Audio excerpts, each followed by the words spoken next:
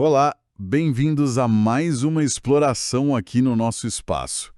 Hoje o mergulho é num tema que, olha, mexe com a estrutura da administração pública e com qualquer empresa que sonha em vender para o governo no Brasil. A Lei número 14.133 de 2021, a chamada Nova Lei de Licitações e Contratos. A fonte principal é a própria lei, né? Um texto, vamos ser sinceros, gigante e cheio de detalhes técnicos. Nossa missão aqui não é ler artigo por artigo, claro. É mais pescar as grandes ideias, sabe? As novidades que realmente mudam o jogo. E tentar entender o impacto disso no dia a dia. Será que essa lei é tipo a revolução de eficiência que prometeram ou só mais um labirinto burocrático? Ok.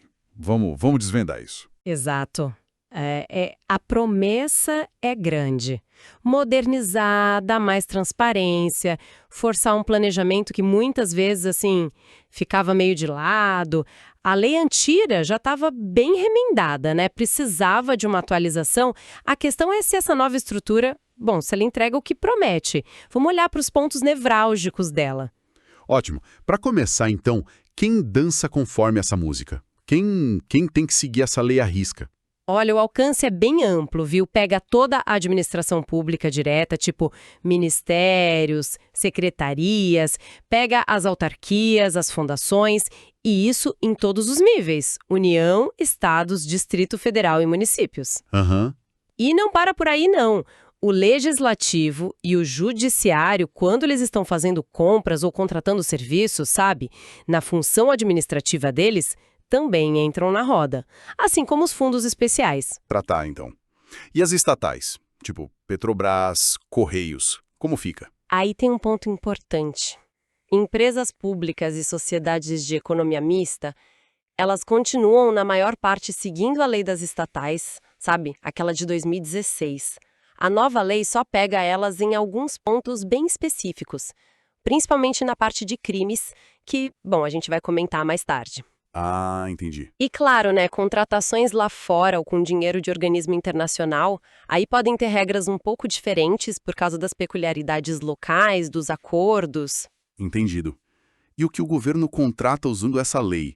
É só, sei lá, obra e compra de material de escritório? Que nada! A lei cobre um leque enorme. Vai desde alienar um bem público, fazer uma concessão de uso, até comprar qualquer coisa, de cafezinho a supercomputador, alugar imóveis, contratar todo tipo de serviço, inclusive os de tecnologia da informação, que são super relevantes hoje, e, claro, as grandes obras e serviços de engenharia. Uhum. Só ficam de fora coisas muito específicas mesmo, tipo pegar empréstimo ou gerenciar a dívida pública. Isso aí tem outra lógica. Certo. Agora, o que sustenta essa lei toda? Quais são os grandes princípios por trás dela? Porque sempre se fala muito disso em direito administrativo, né? Os princípios. Sim, sempre. E aqui a lei nova deu uma encorpada, sabe? Além daqueles clássicos que já estavam na Constituição e na lei antiga, legalidade, impessoalidade, moralidade, publicidade e eficiência, ela joga luz em outros que ganham uma força tremenda agora. E quais seriam esses que realmente fazem a diferença na prática? Que a gente olha e diz, opa, isso aqui é novo. Olha, o destaque, para mim, vai para o planejamento. A lei martela muito nisso. Pense antes, estude, justifique. Uhum. Outro é a transparência, que se conecta diretamente com aquela ideia do Portal Nacional de Contratações, o PNCP. A eficácia, né? Buscar resultados concretos, não só cumprir tabela. A segregação de funções, que é fundamental. Quem planeja não pode ser o mesmo que fiscaliza, para evitar, sei lá, direcionamento ou vista grossa. Entendi. Evitar conflito de interesse. Exato. E um que virou quase um mantra, o desenvolvimento nacional sustentável. Isso é bem importante. Explica melhor esse. Significa que a compra pública não é só preço, sabe? Tem que pensar no impacto ambiental daquela compra, no impacto social, no impacto econômico de longo prazo. É uma visão mais ampla. E esses princípios não são só enfeite, não. Eles têm que guiar a aplicação da lei inteira, do começo ao fim do processo. Falando em guiar, a lei traz um dicionário próprio, né? Um monte de definições lá no artigo 6º. Quais a gente precisa ter na ponta da língua para entender as conversas sobre essa lei? Com certeza. Algumas são chave mesmo. Primeiro, o tal do agente de contratação. Pensa nele como o maestro da licitação, sabe? Um maestro. Gostei da analogia. É uma pessoa, de preferência um servidor de carreira, que vai tocar o processo, tomar decisões, garantir que a coisa ande. Isso concentra a responsabilidade, né? E a lei exige que ele seja capacitado para isso. E casa direitinho com aquele princípio da segregação de funções que a gente falou. Ele conduz, outros fiscalizam, outros assessoram. Faz sentido ter um responsável claro. O que mais se destaca nesse glossário da lei? Tem duas definições que mexem muito com obras e serviços de engenharia complexos: a contratação integrada e a semi-integrada. Ah, sim. Essas geraram bastante discussão. Exato. Na integrada, a empresa que ganha faz tudo: o projeto básico, o executivo e a obra.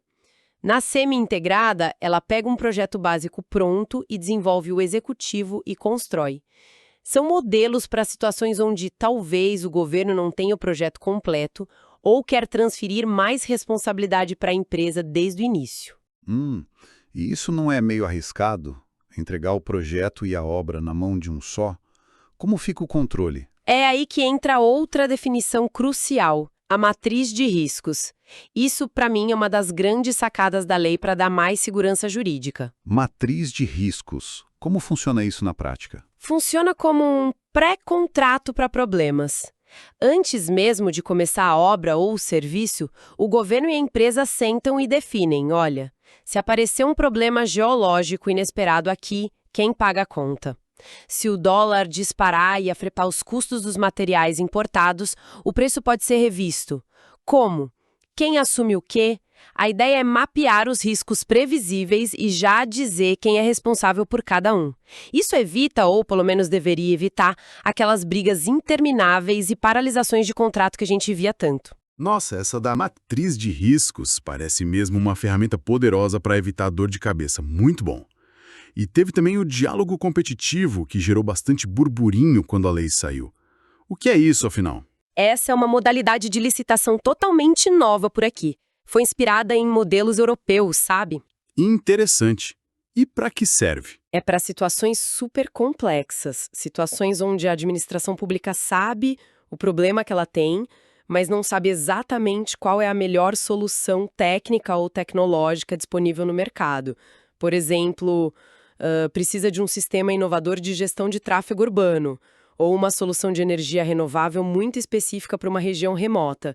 Então, em vez de publicar um edital já fechadinho, com todas as especificações, ela abre um diálogo com empresas pré-selecionadas para, construir a solução em conjunto com o mercado. É mais flexível, permite inovação, mas também é bem mais complexo de conduzir e exige muita maturidade da administração. Entendi, é para quando a receita do bolo ainda não está pronta e você chama os confeiteiros para ajudar a criar.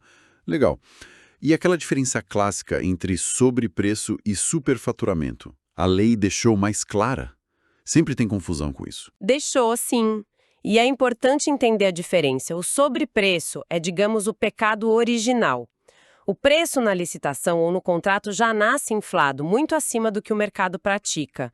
O orçamento já está errado para cima. Certo. O preço gordo desde o início. Isso. Já o superfaturamento é o roubo durante a festa, sabe? Acontece na execução do contrato.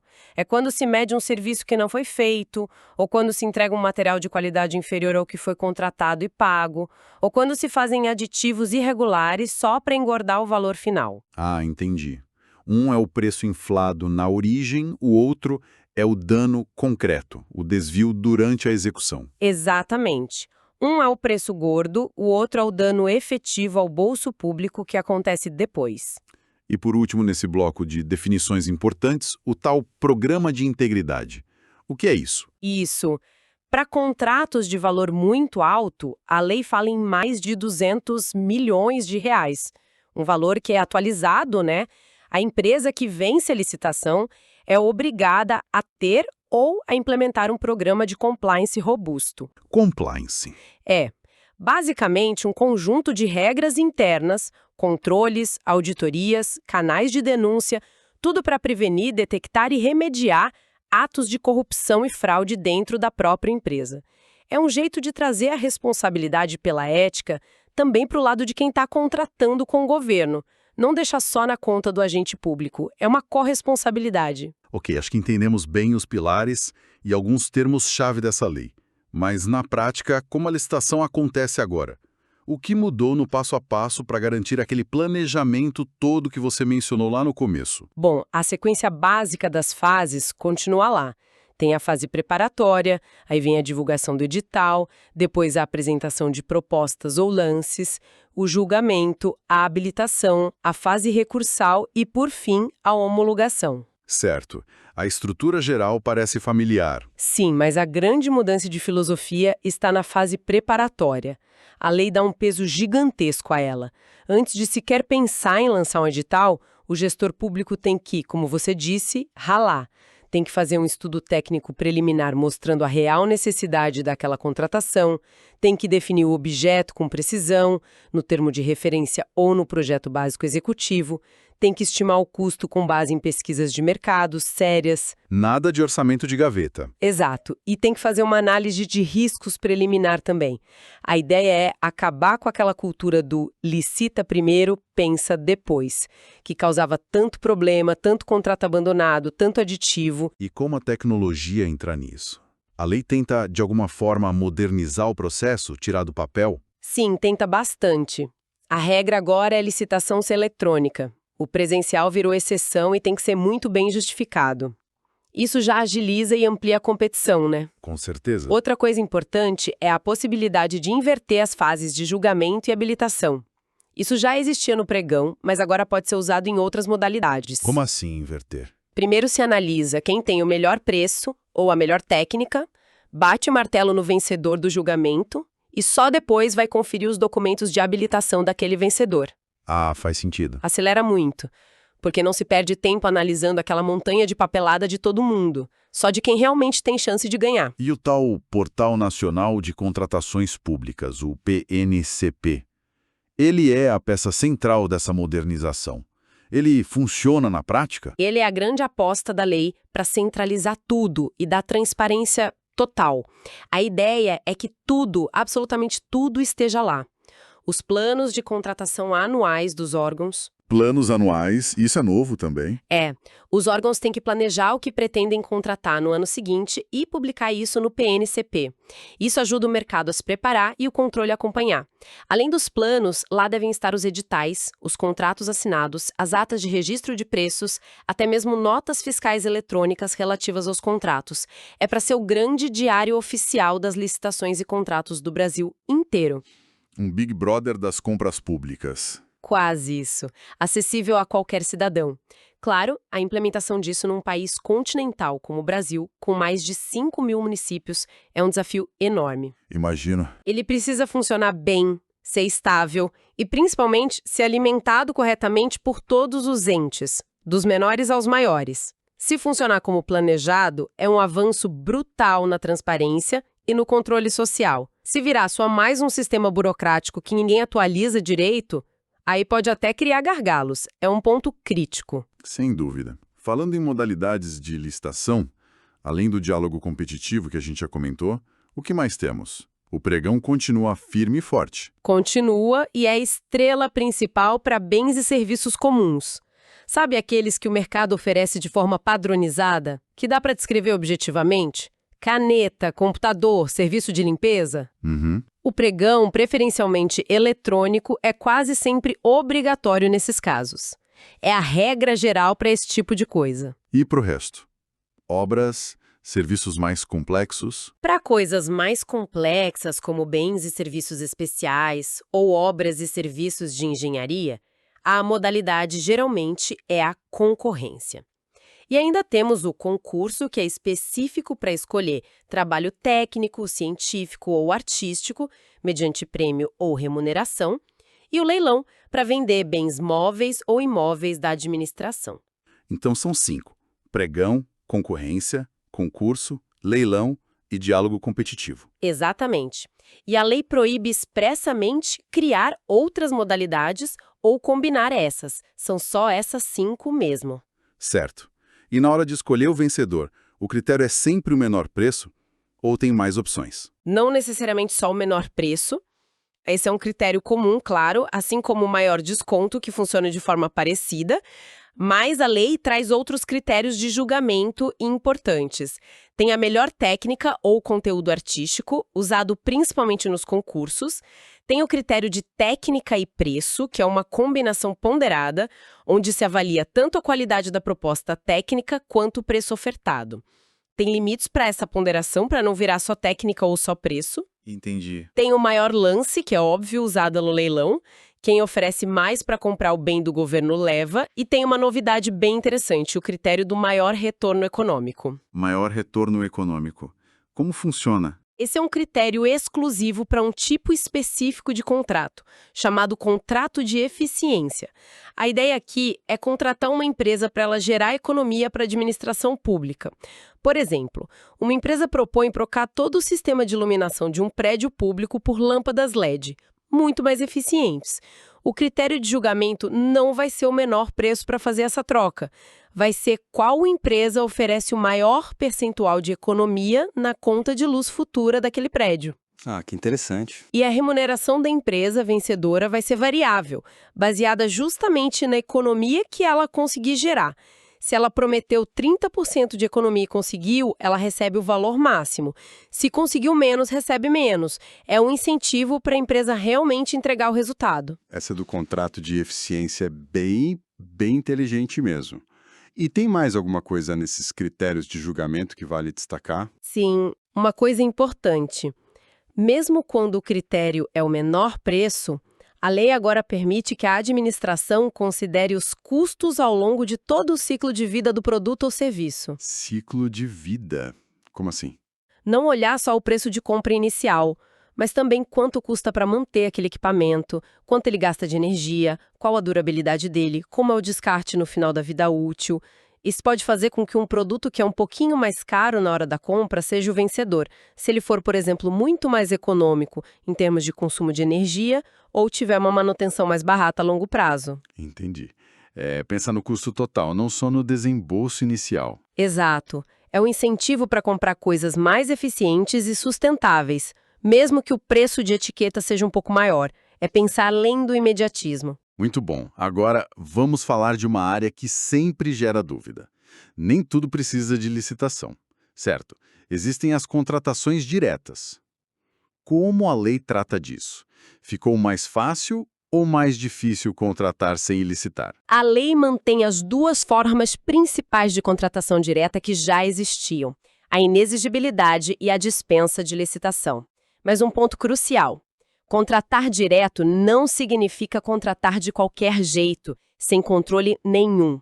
Precisa ter um processo formal, bem instruído, com justificativa da escolha, com comprovação do preço de mercado, com análise dos documentos de habilitação do contratado. O processo existe, só não tem a competição aberta. Certo. Não é carta branca. De jeito nenhum. A inexigibilidade acontece quando a competição é simplesmente inviável.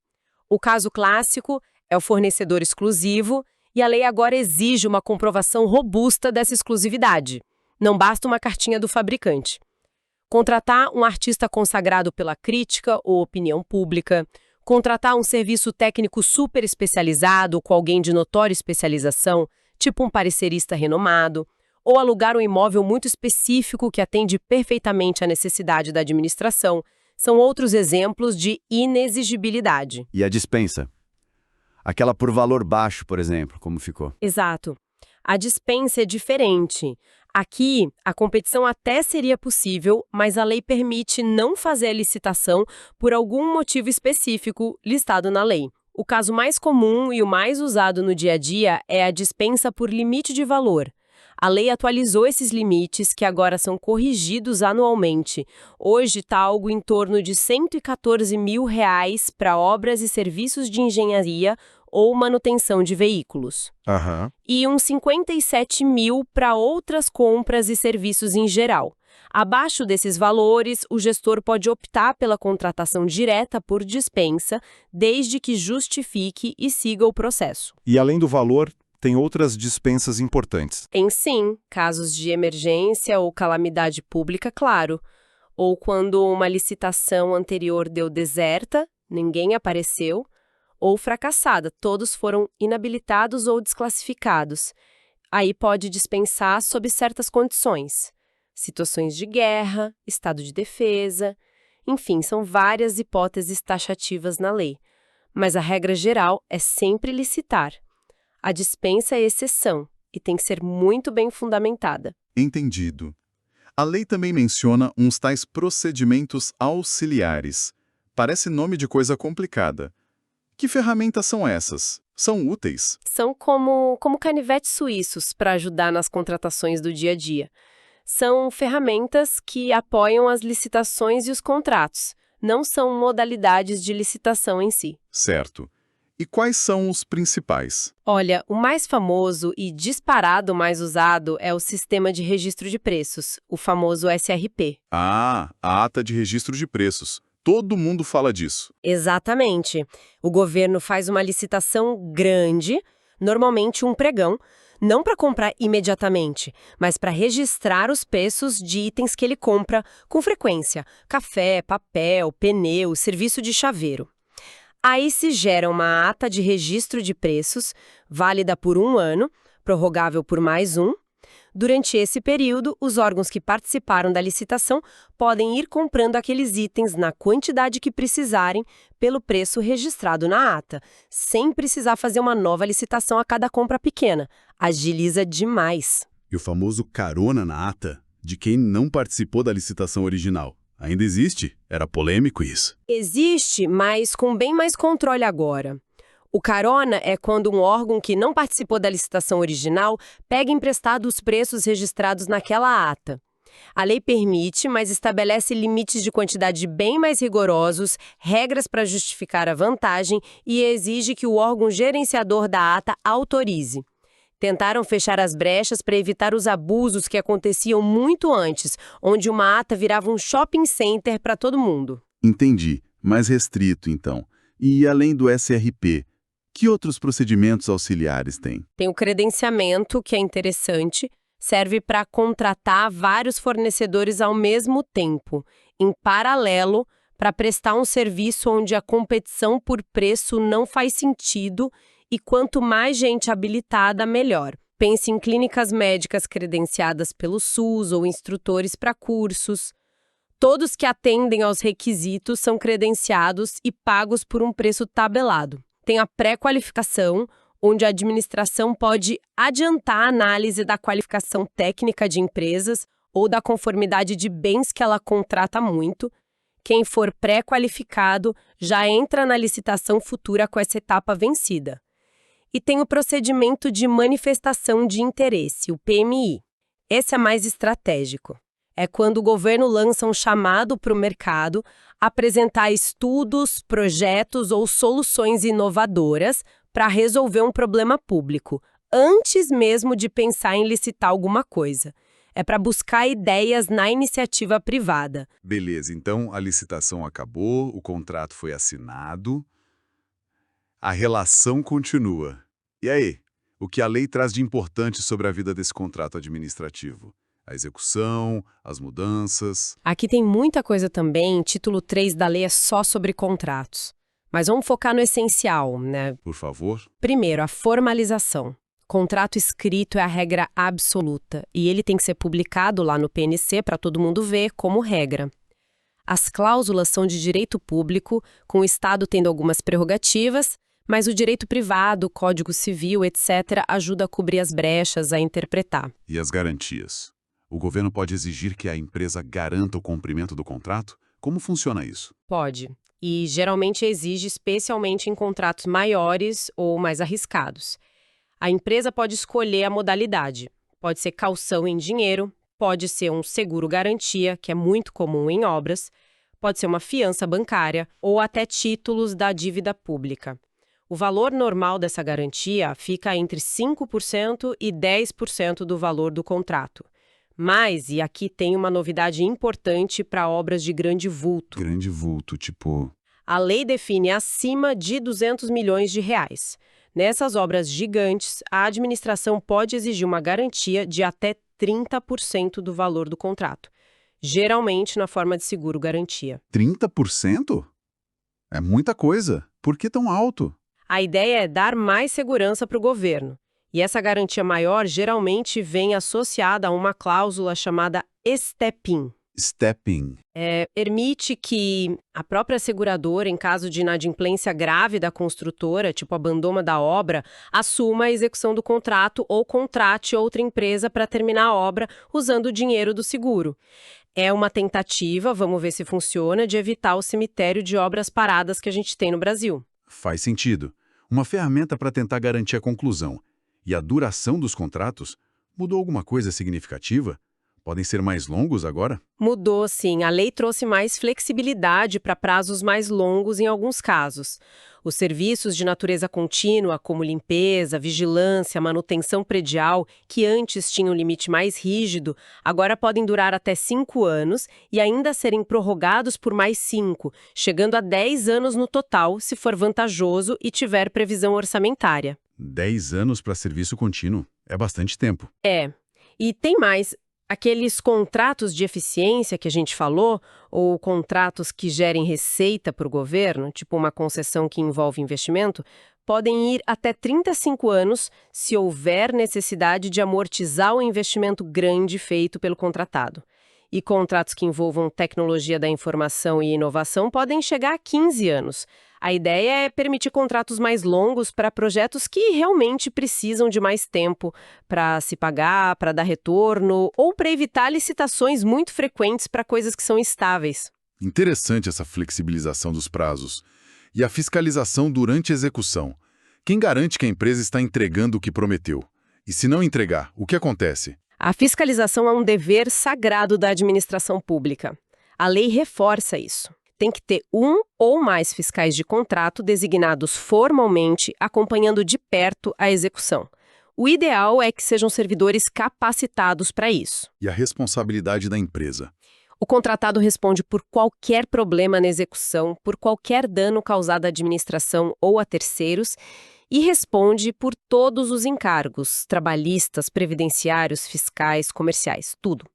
Um ponto que sempre deu muita briga e a lei tentou ajustar é a responsabilidade do governo por dívidas trabalhistas da empresa terceirizada com os funcionários dela. Assim, a famosa responsabilidade subsidiária. Como ficou? A regra agora, segundo o entendimento que tem prevalecido, é: o governo só responde por essas dívidas trabalhistas e de forma subsidiária, ou seja, só se a empresa não pagar e não tiver bens, se ficar comprovado que ele falhou na fiscalização do cumprimento das obrigações trabalhistas pela empresa, especificamente em relação à mão de obra dedicada exclusivamente àquele contrato. Não é mais automático, tem que provar a falha na fiscalização. Entendi.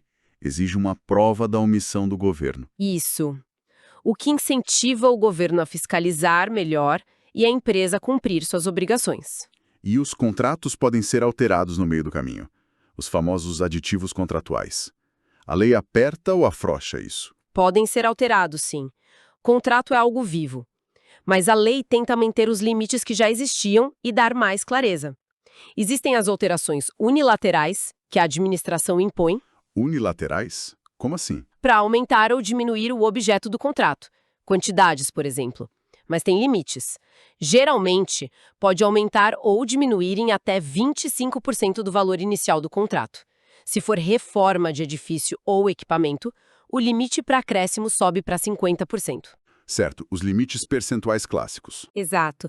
E também podem ser feitos aditivos por acordo entre as partes, para restabelecer o equilíbrio econômico-financeiro do contrato, se acontecer algo imprevisível que onere demais uma das partes, tipo aquela matriz de Visco que falamos, ou para mudar detalhes como garantia, regime de execução, forma de pagamento, desde que não altere a essência do que foi licitado.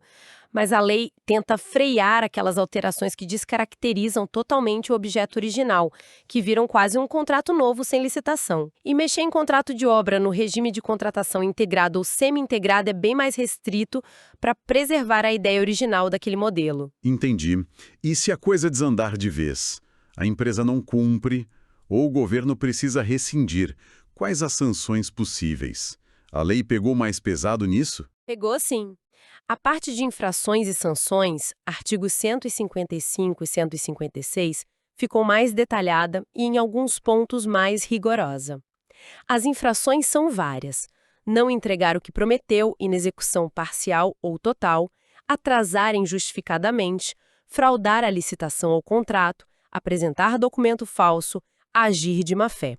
E as sanções vão desde uma simples advertência, passando por multa, que pode variar de 0,5% a 30% do valor do contrato, dependendo da gravidade, até sanções bem mais pesadas. Que seriam? O impedimento de licitar e contratar com aquele órgão ou entidade específica que aplicou a sanção por um prazo de até 3 anos, e a mais grave de todas, a declaração de inoneidade para licitar e contratar com toda a administração pública em todos os níveis, federal, estadual, municipal, por um prazo que pode variar de 3 a 6 anos. Essa é a pena de morte administrativa para a empresa. Nossa, a declaração de inidoneidade é realmente pesada. Muito. E para aplicar as sanções mais graves, claro, é preciso um processo administrativo formal, garantindo o direito de defesa da empresa, tudo certinho. Não é algo arbitrário. Mas as consequências podem ser severas se a infração for comprovada. Ufa, é bastante regra, bastante detalhe. Como a lei tenta garantir que tudo isso seja controlado de forma eficaz e que a gente, como sociedade, possa ver o que está acontecendo? Além do PNCP... Controle interno forte, controle externo atuante, tribunais de contas, e muita transparência. A lei estrutura o controle interno de uma forma interessante, falando em 3 linhas de defesa. A primeira linha são os próprios agentes que atuam na licitação e no contrato. Os gestores, os fiscais, no dia a dia. Eles têm que ter mecanismos de controle ali na ponta. A segunda linha seria o controle interno do próprio órgão, a unidade de auditoria interna, por exemplo, e o assessoramento jurídico, que ajudam a revisar e orientar. E a terceira linha são os órgãos centrais de controle interno do Poder Executivo, como a CGU na União, e, claro, o controle externo exercido pelos tribunais de contas. A ideia é que essas linhas atuem de forma coordenada. Um sistema integrado de controle, então. Exatamente. Com foco também na gestão de riscos e no controle preventivo. Não só em achar o erro depois que aconteceu. E a ferramenta-chave para dar visibilidade a tudo isso e permitir o controle social é, sem dúvida, o PNCP, o Portal Nacional. Se ele funcionar como previsto, será uma janela aberta para qualquer cidadão acompanhar as contratações públicas. Para fechar esse nosso raio-x da lei, tem um ponto que chamou a atenção. É verdade que ela mexeu até no Código Penal? Criou novos crimes relacionados a licitações? Mexeu. E foi uma mudança bem significativa, sim. O artigo 178 da nova lei fez exatamente isso. Revogou os crimes que estavam previstos na lei antiga, a 8666, e inseriu um capítulo inteiro sobre crimes em licitações e contratos lá no Código Penal. No Código Penal.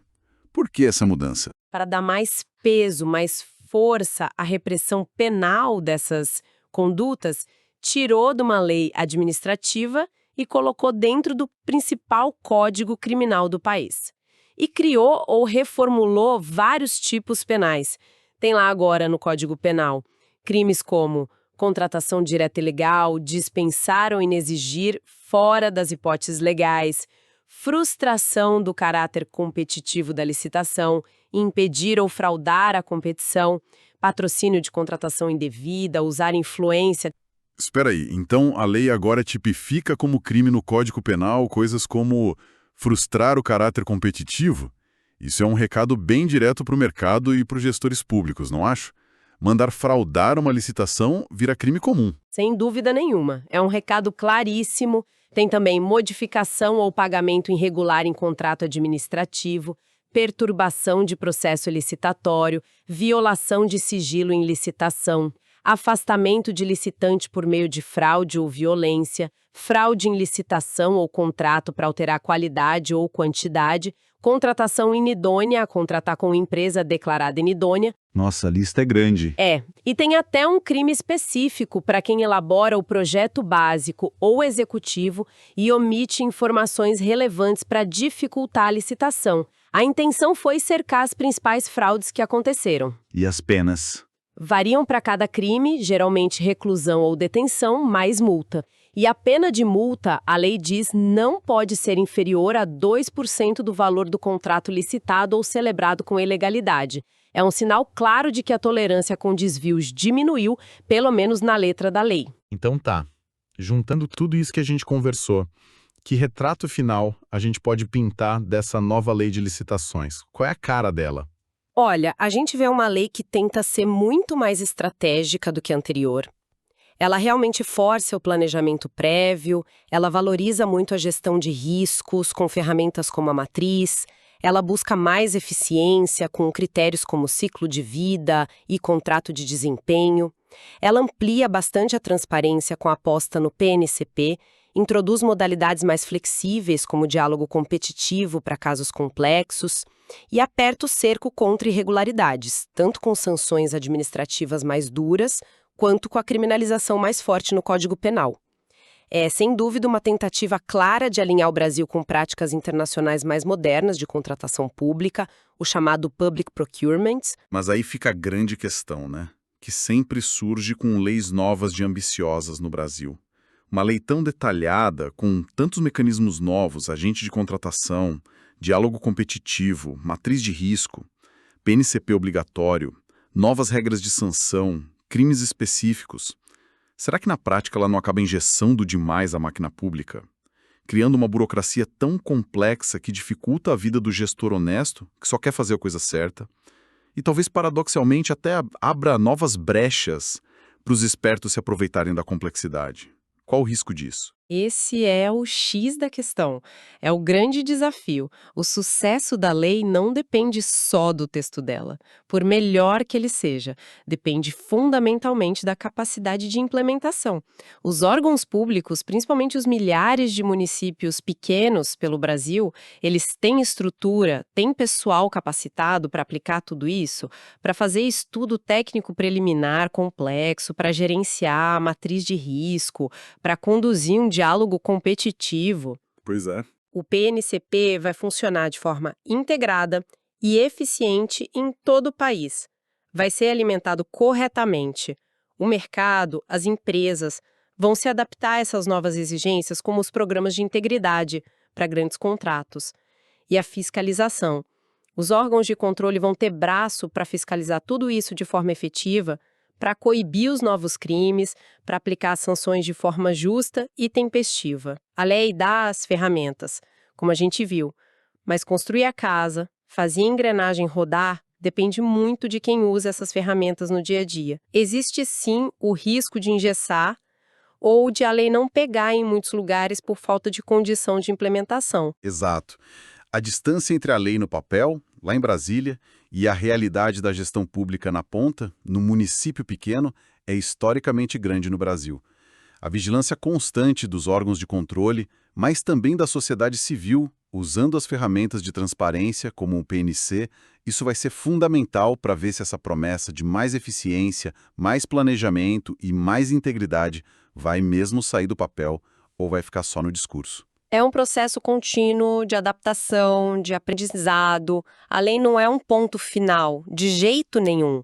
É um ponto de partida para uma nova cultura de contratação pública no Brasil.